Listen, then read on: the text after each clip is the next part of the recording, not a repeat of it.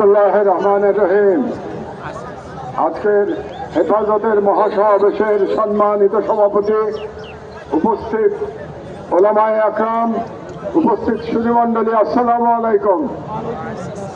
আজকে আমি প্রধানত এখানে উপস্থিত হয়েছি শাপলা চত্বরে যারা শহীদ হয়েছেন তাদের প্রতি শ্রদ্ধা জানানোর জন্য এবং তাদের আত্মার প্রতি মাগফিরাত কামনার জন্য আমি আজকে আপনাদের সামনে উপস্থিত হয়েছি।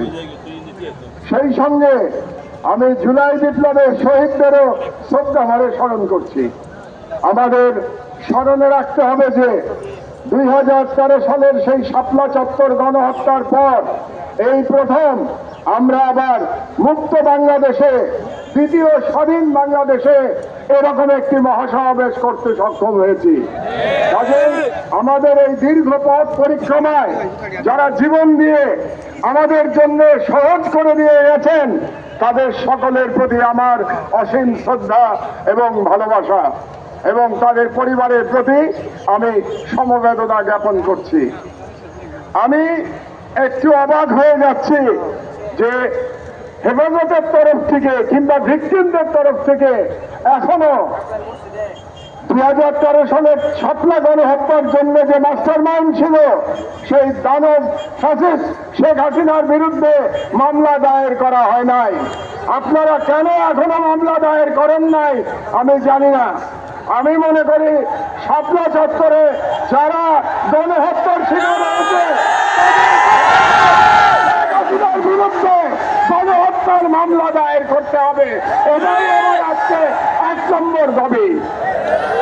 দ্বিতীয় যে কথাটি আপনাদেরকে আমি বলতে চাই, আমরা মুসলমান, উম্মার প্রতি আমাদের ভালোবাসা থাকতে হবে।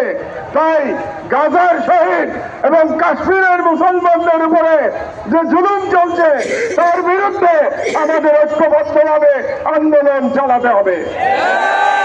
3 নম্বর কথা আমি বলতে চাই, আমার বক্তব্য দীর্ঘায়িত করব না। এখানে অনেক ওলামায়ে আকরামরা আছেন যারা মূল্যবান বক্তব্য দেবেন।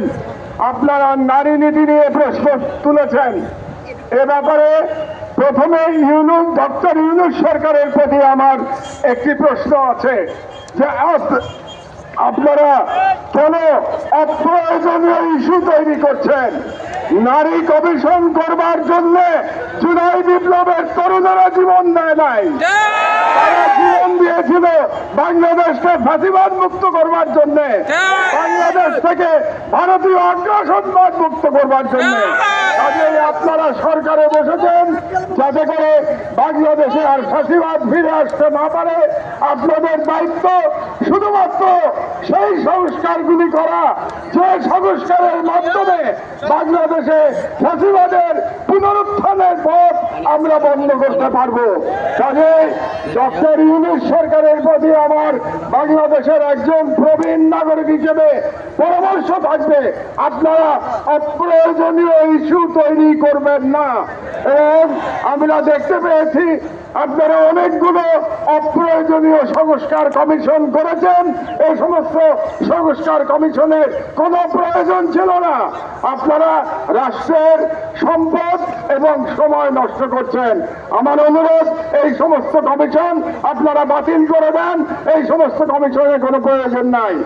আর আলেম ওলামাদের কাছে আমার নিবেদন, আপনারা নারী নীতি নিয়ে লড়াই করতে গিয়ে বৃহত্তর লড়াই থেকে সরে যাবেন না। আমাদের বৃহত্তর লড়াই ভারতীয় সাম্রাজ্যবাদের বিরুদ্ধে লড়াই, ইসলামের জন্য আমাদের লড়াই। আপনারা যদি নারী নীতির মতো একটা ইস্যু দিয়ে আন্দোলন করেন তাহলে আমাদের যে বৃহত্তর আন্দোলন এটা ক্ষতিগ্রস্ত হবে। কাজেই নারী নীতির অবশ্যই আপনারা প্রতিবাদ করবেন, কিন্তু তার মানে এই না যে আমরা মূল লড়াই থেকে সরে যাব। মূল লড়াই থেকে আমাদের সরে যাওয়া যাবে না। এই জন্য আপনাদের কাছে আমার আহ্বান, আপনারা ঐক্যবদ্ধ থাকবেন। আমি বিশ্বাস করি বাংলাদেশের আলেম সমাজ যদি ঐক্যবদ্ধ থাকে তাহলে বাংলাদেশের স্বাধীনতা কেউ ছিনিয়ে নিতে পারবে না। যে কোনো মূল্যে এই হেফাজতের মঞ্চ থেকে বাংলাদেশের সকল আলেমদের ঐক্যবদ্ধ থাকার আহ্বান জানিয়ে আমার বক্তব্য শেষ করছি। আল্লাহ হাফেজ। বাংলাদেশ জিন্দাবাদ।